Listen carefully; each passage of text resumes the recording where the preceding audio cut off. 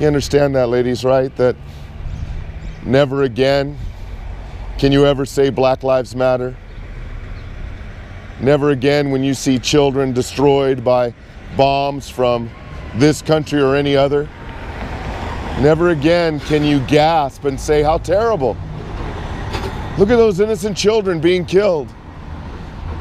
Because the moment you do that, you have to scream in your mind hypocrisy.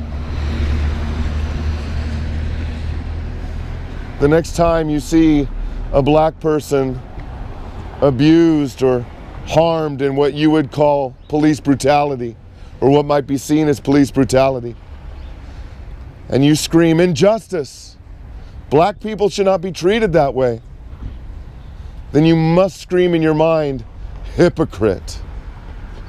Because more black children are murdered in places like this by their own mothers than at the hands of any other people group.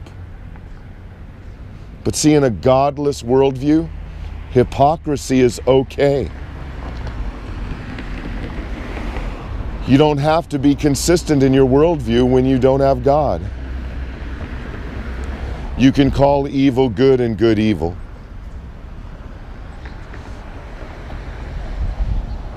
But one day you're going to die and stand before your Creator. And He's going to judge you according to the perfect moral standard He's written on your heart.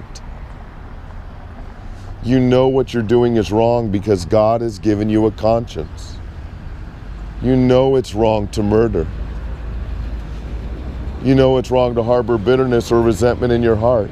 You know it's wrong to hate another human being. You know that's wrong because you were created in the image of God, and the God who made you is not a murderer at heart.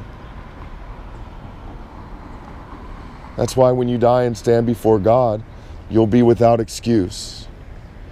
You won't be able to claim innocence or ignorance to violating His law.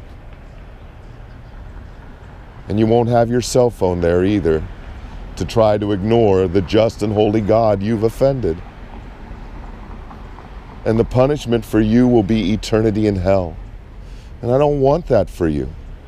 I'm not angry with you. I don't hate you. I don't want anything bad to happen to you. I certainly don't want you to spend eternity in hell. That's why I'm telling you these things. Your only hope is Christ. God's provided only one way for you to escape His wrath, and that was through the sacrifice of Himself. 2,000 years ago, God the Father sent His Son to earth in the person of Jesus Christ, fully God and fully man and without sin. He lived a perfect life from cradle to grave for some 33 years, a life you've already failed to live just by coming here today. And then He forever defeated sin and death when He went to that Roman cross and died a death He did not deserve. He was buried, and then 3 days later, He forever defeated sin and death when He rose from the grave. And what puts you at such enmity with God, what separates you from God, is that Jesus Christ died so that others might live. You're willing to assist in the murder of others so that others might live more conveniently. That's how opposed you are to your Creator. But God could take your heart of stone and give you a heart of flesh. He could take a heart that loves evil and hates good and give you a heart that is able to love someone other than yourself. Love is sacrificing oneself for the greater good of someone else. But you're willing to sacrifice others so that others might live more conveniently. Christ can change your heart. You need Christ. Turn to Christ and live. Stand out here and love children. Stand out here and love women.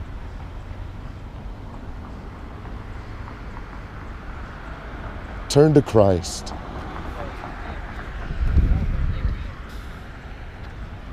Have a good day. Morning. Morning.